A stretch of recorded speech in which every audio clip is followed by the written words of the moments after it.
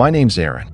I'm 31, and I used to work the overnight shift at a gas station off Interstate 40 in Arkansas. Overnights weren't busy. A few truckers passing through. The occasional college kid driving too late.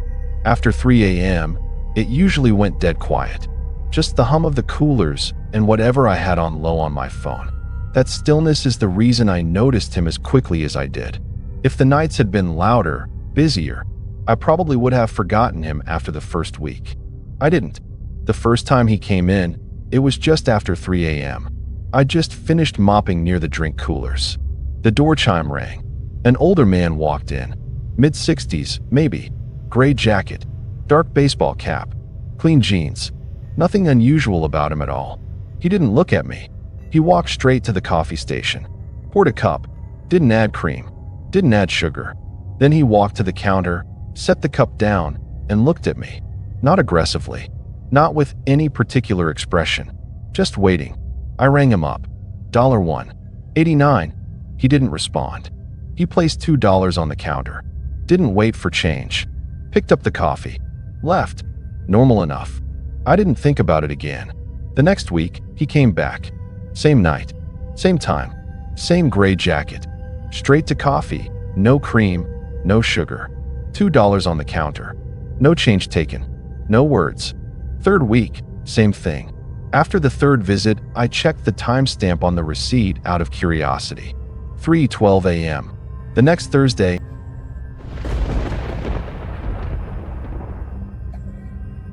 I watched the clock. 3:11, nothing. The lot was empty. The highway was quiet. 3:12, the door chime rang. He walked in. That's when it started to sit wrong. It wasn't that he was rude. It wasn't that he was strange in any obvious way. It was the way he moved.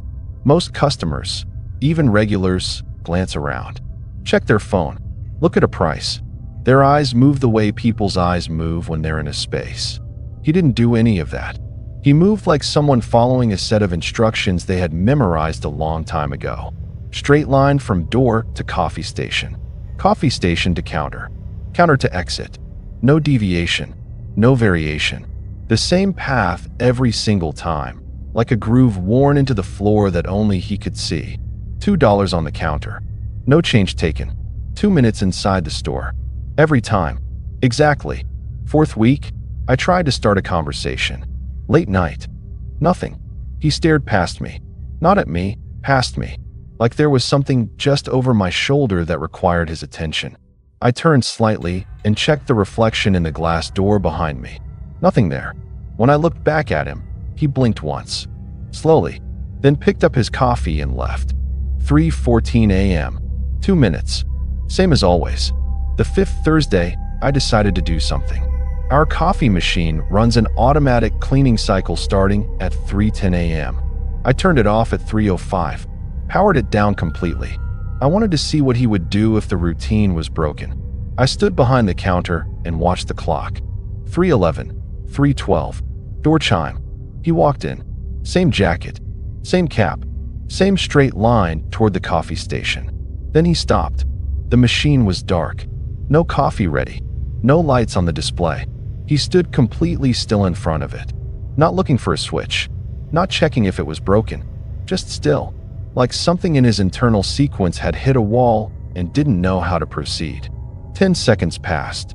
Then, slowly, he turned his head and looked directly at me.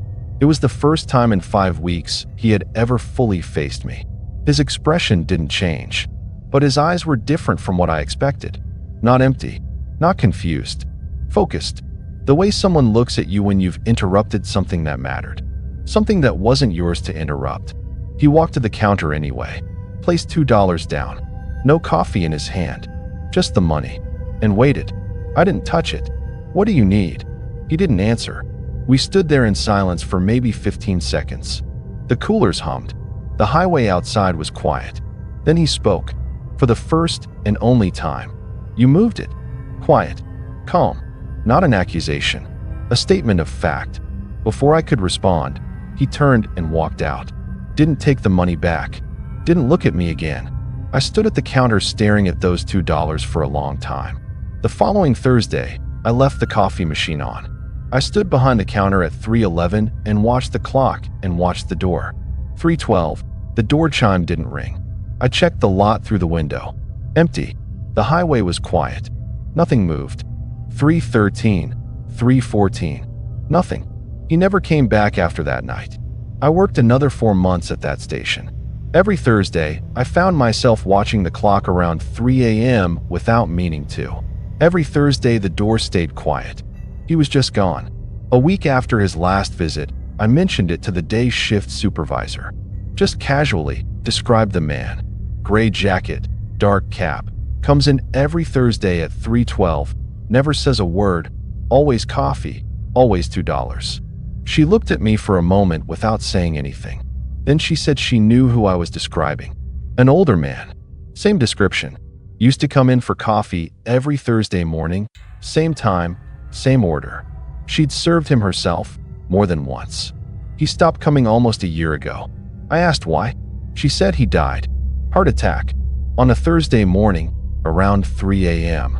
He'd been driving to work on Interstate 40, less than a mile from the station. I didn't say anything. She didn't seem to think it was a strange thing to mention. She went back to what she was doing. I stood there for a while after that. Before I quit that job, I checked something. I pulled the transaction logs for every Thursday at 3:12 a.m. going back 6 weeks. 5 entries, 5 Thursdays, each one showing a $1.89 cash sale. Coffee, exact amount, 3:12 a.m. Then the week I turned off the machine, nothing. No transaction, no open drawer, no void, not even a canceled sale, like he was never there. But the other 5 weeks, the register recorded every one of them. Someone placed $2 on that counter. The drawer opened, $0. 11 and change sat uncollected in the till. 5 times. I counted the change myself on 2 separate occasions. It was always there. I still think about the way he said it. You moved it. Not angry, not confused, just disappointed. Like I'd broken something that wasn't mine to break. Like his routine, whatever it was, wherever it was taking him, had existed long before I started working there, and would have continued long after I left if I had just left it alone. I don't know what I interrupted. I don't know where he was going after he left the store each night, or what the coffee meant, or why 3:12 specifically, or whether any of it was ever really meant for me to understand. But sometimes, in the middle of the night, I wake up for no reason, and I check the time on my phone. If it's 3:12 a.m., I don't go back to sleep right away. My name's Daniel. I'm 29, and for just over a year I've been working the overnight shift at a small gas station off Route 9 in Tennessee. It's a quiet stretch of highway. After midnight, maybe a few cars pass every half hour. My shift runs 11 p.m. to 7 a.m. I'm the only employee there the whole time. The job isn't hard. Restock shelves, clean the coffee area, wipe down counters. Most of the night, I'm just sitting behind the register watching 4 security monitors. I preferred the overnight. Quiet, predictable, nothing really happened. At least, that's how it was until late October. The first time I noticed the SUV, it was around 1:30 in the morning. The pump sensor chimed. I looked at the monitor. Black SUV at pump 4. Engine running. What was strange, it was parked passenger side to the pump. Most people pull up driver's side. Small thing, but you notice it when you're watching a screen all night. I waited for someone to get out. No one did. A minute passed. Then 2. No door opened. No card swiped. The pump handle hadn't been lifted. After about 5 minutes, the SUV pulled away and headed north. I checked the transaction log. No sale. No declined card. Nothing. I told myself the driver changed their mind. It wasn't that strange. Or so I thought. The next week, it happened again. Same time. Around 1:45. Same black SUV. Same pump. Same position. Engine running. No one getting out. For minutes later, it left. That's when I started paying closer attention. Over the next few weeks, it kept happening. Not every night, but regularly enough that I noticed. Always between 1:30 and 2 a.m. Always pump 4. Always the same stillness. One night, I walked to the front window to look at it directly instead of through the camera. It was definitely there, idling. The windows were tinted too dark to see inside. The rear passenger window looked slightly cracked open, maybe 2 inches. Just enough to notice. Something about it sat wrong. I couldn't explain why. I went back behind the counter and looked at the monitor. The SUV was gone. No headlights turning on. No sound of it pulling away. It was just gone from the screen. That was the moment I stopped dismissing it. The night everything changed. I remember it clearly because I hadn't put on music like I usually do. I don't know why. I just didn't want it. The store felt quieter than normal. The kind of quiet that has weight to it.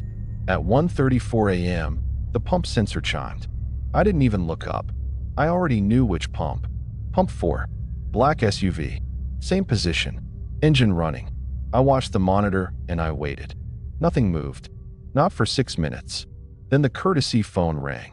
It's a mounted handset between the pumps. Connects directly to the counter. Emergency line from the 90s. I'd tested it once when I first started. Never heard it ring since. I picked up the receiver. I didn't say anything. At first, all I could hear was a low sound. It was hard to place. Could have been wind outside. Could have been breathing. I stood there holding the phone, and I couldn't tell which one it was.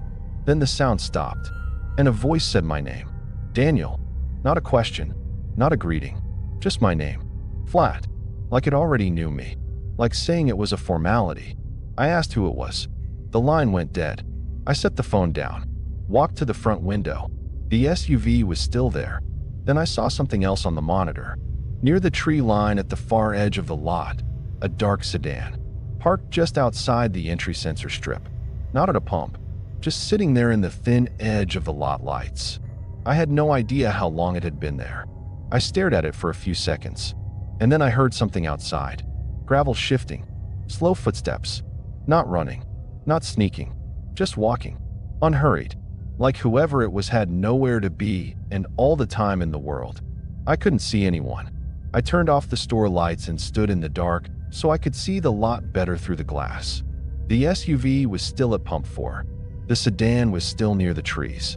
The footsteps stopped. I don't know how long I stood there.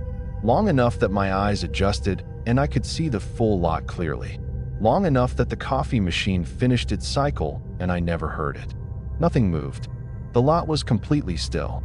Then, just before 2 a.m., I looked at the monitor. Both vehicles were gone. No headlights. No engine sounds. No motion on any of the 4 camera feeds. Just an empty lot. The next morning, I asked my manager to pull the security footage with me. We reviewed the recordings from that night. Pump 4 was empty the entire time. No SUV. No sedan. Nothing. We went back through footage from the previous weeks.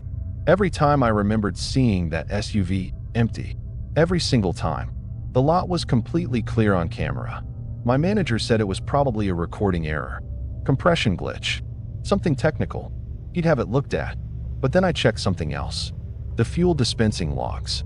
Every time I had seen that SUV, every single Tuesday, Pump 4 showed a brief system activation.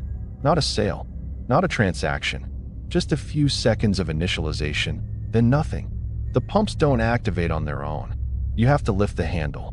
There's no automatic test cycle at 1:30 in the morning. Nothing in the system showed any errors. It shouldn't be possible. I still work there. Same shift. Same station. The SUV hasn't come back since that night. But sometimes, around 1:30 a.m., the pump sensor still chimes. When I look at the monitor, the lot is empty. It's always empty. There are just a few seconds between when the sensor goes off and when I turn my head toward the screen. I've started thinking about what could happen in those few seconds. I've also stopped answering the courtesy phone after 1 a.m.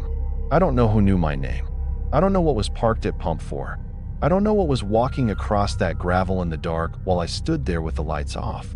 But whatever it was, it told me something that night. You don't have to do anything. So I don't. My name's Marcus. I'm 24, and last year I worked the overnight shift at a gas station just outside a small town in Kentucky. After 2 a.m., we switched to night window service. Customers aren't allowed inside anymore. I lock the front door, serve through the glass, and stay alone in the store until 6. It's a small store. Two short aisles, a back counter, a hallway leading to the employee-only storage room. When every light is on, which they always are at night, you can see the whole place from behind the register. I preferred it that way. No surprises. Nothing you couldn't account for. That's what I told myself, anyway. It was a little after 2 a.m. when the last customer left. I remember locking the front door. I always tug it twice just to be sure. It clicked into place like it always does. The parking lot was empty. I went behind the counter and started counting cigarette cartons for inventory. That's when I heard it. A single step. Inside the store. Not outside near the pumps. Not near the entrance. Inside. It sounded like a shoe on tile. Soft. Quick. The kind of sound you feel more than hear. I stopped counting. The refrigerators hummed. The air conditioner kicked on. Normal background noise. But that sound didn't match any of it. I leaned out slightly to see down aisle 3. Nothing. Every light in the store was on. No blind spots from where I stood. I could see everything. I told myself it was the building settling. Old buildings make noises at night. That's just what they do. I went back to counting. A few seconds later, another step. This time closer to the back of the store. Near the hallway that leads to the employee-only storage room. That hallway isn't accessible to customers. Ever. I stepped out from behind the counter. Hello. No response. I walked to the front door and pulled it again. Locked. No one could have come in without me hearing the door chime. The chime is loud. You can't miss it. I checked the security monitors. Outside cameras, empty lot. Inside front camera, clear. Inside aisle camera, clear. Back hallway camera, frozen. Not static. Not rolling noise. Just a still frame. Like the image had simply paused mid-second and decided to stay there. I stared at it. That camera had never glitched before. Not once in the months I'd worked there. While I was looking at the screen, I heard something else. A crinkling sound, like someone slowly squeezing a bag of chips. From aisle 2, I turned slowly. There was a bag of chips lying on the floor in the middle of the aisle. It hadn't been there earlier. I hadn't restocked that section yet, so I knew exactly what the aisle looked like. That bag was not there when I locked the door. It wasn't ripped. It wasn't knocked over from a shelf. It was just placed there, flat on the tile, facing up. That's when I felt it. That awareness you get when you know you're not alone. Not a sound, not a sight. Just a certainty that something has shifted in the room. I stood completely still. Then the employee-only door handle moved. Slowly, pressed down halfway. Stopped. Lifted back up. I didn't breathe. That door stays locked during overnight shifts. Only I have the key. It's been that way the entire time I worked there. The handle moved again. This time it rattled slightly. Just once. Like someone was testing it, checking whether it would give, and then deciding it wouldn't. I was standing maybe 15 feet away, staring directly at it. No shadow under the door. No sound of breathing. No voice. Just that handle. And then it stopped. Complete silence. I grabbed the store phone and called my manager. It rang 4 times. No answer. While it was still ringing, I heard something heavy shift inside the storage room, like a box sliding slowly across the concrete floor. One long drag. Then nothing. I hung up. Every instinct I had was telling me not to open that door. But I couldn't just stand there until 6 a.m. staring at it. If someone had somehow gotten in there, if there was a person on the other side, I needed to know. I walked toward it slowly. Each step on the tile sounded too loud. The refrigerators had cycled off. The air conditioner was quiet. The whole store had gone silent in a way it almost never does. I unlocked the door, stood there with my hand on the handle. 1 second, 2 seconds. I pulled it open. The storage room lights were off. I reached in and hit the switch. Nothing. That bulb had worked earlier in the night. I'd been in that room at 11 p.m. The light was fine. I used the flashlight on my phone. Shelves of boxes, cleaning supplies, paper towel stock, everything exactly where it should be. I swept the light across every corner, behind the far shelves, along the base of the walls. No one there. The small back exit door was still locked from the inside. The deadbolt was turned. No signs of forced entry anywhere. I stood in the middle of that room for maybe 30 seconds, not moving, just listening. Silence. Whatever I thought I'd heard, the box sliding, the footsteps, the handle. There was nothing here to account for any of it. I walked back out into the store. The chip bag was gone. The aisle was empty, clean, like nothing had ever been there. I know what I saw. I stood and stared at that exact spot on the floor for a full minute. I mapped every detail of that bag in my mind before I ever walked toward the storage room. It was gone. I finished my shift with every light on, the storage room door propped wide open, and my back against the counter so nothing could get behind me. Nothing else happened. The next morning I checked the footage before leaving. The inside cameras showed me standing behind the counter, me walking to the front door, me checking the monitor, me turning toward aisle 2. No one walking in the aisles. No chip bag on the floor. No door handle moving. And the back hallway camera, the one I watched freeze in real time, showed uninterrupted footage the entire night. Not a single skipped frame. Like none of it had happened. I checked it twice. I went back minute by minute through the timestamp. Nothing. I quit 2 weeks later. Not because something else happened. Nothing did. The rest of my shifts were completely normal. But every time I locked that front door after 2 a.m., something had changed. I'd stand there with my hand on the handle, the same way I always had, and the thought would come before I could stop it. A lock works in 2 directions. Every time I locked that door to keep people out, I was also locking myself in. And whatever was in that store with me that night, whatever moved that door handle, whatever placed that bag on the floor and then took it away, it had already been inside before I ever turned the key. I didn't want to find out what would happen when it decided to stop hiding. So I left. If you made it to the end of this video, that means the story kept you watching. So go ahead and hit like, subscribe to the channel, and share this video with a friend who loves creepy stories. And tell me in the comments, did this story actually scare you? I'll see you in the next video. If you're watching during the day, have a great day. But if you're watching late at night, sleep carefully. Bye-bye, and see you in the next horror story.